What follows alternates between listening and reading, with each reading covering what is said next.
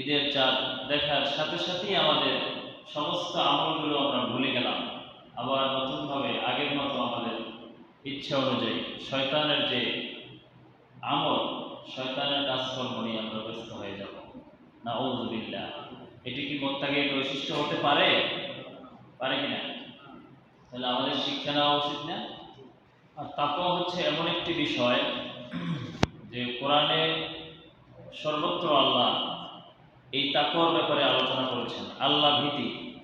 আল্লাহ বলেছেন, তোমাদের মাঝে নারী পুরুষ বৃদ্ধ শিশু যত শ্রেণীর মানুষ রয়েছে, সাদা কালো ধনী গরিব, এই সমস্ত মানুষের মাঝে আমি তাকওয়ার মাধ্যমে বিচার করি যে কোন ব্যক্তি আল্লাহর নিকট শ্রেষ্ঠ, কোন ব্যক্তি জান্নাতি হবে। ইয়া আইয়ুহান নাস, হে মানব মণ্ডলী, ইন্না খালাকনাকুম মিন যাকারিন ওয়া উনসা, নিশ্চয়ই আমি মানুষকে সৃষ্টি করেছি নারী এবং পুরুষ দুটি শ্রেণীতে।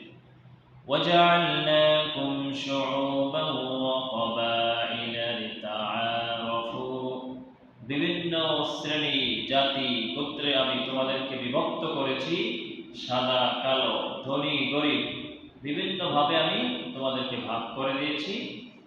কিন্তু এর মধ্যে শ্রেষ্ঠ ব্যক্তি হচ্ছে ওই আল্লাহর নিকট সবচেয়ে সম্মানিত ব্যক্তি হচ্ছে যার তাকওয়া রয়েছে, যে আল্লাহকে বেশি ভয় করে জীবন পরিচালনা করে। সুবহানাল্লাহ।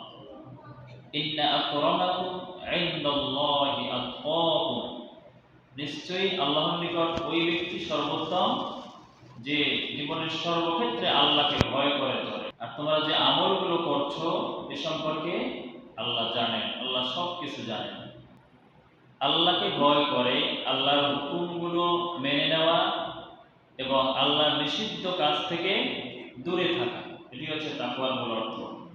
মুত্তাকি হচ্ছে যে আল্লাযীনা ইউমিনুনা বিল গায়বি, যে গায়বের উপরে ঈমান আনে, না দেখে বিশ্বাস করে আল্লাহর সমস্ত বিষয়গুলো, সালাত কায়েম করে, যাকাত আদায় করে, আল্লাহ যে সম্পদ দিয়েছে এখান থেকে ব্যয় করে, আখিরাতের উপরে বিশ্বাস করে। এটি হচ্ছে প্রথমে আলোচনা করেছেন সূরা বাকারার শুরুর দিকে।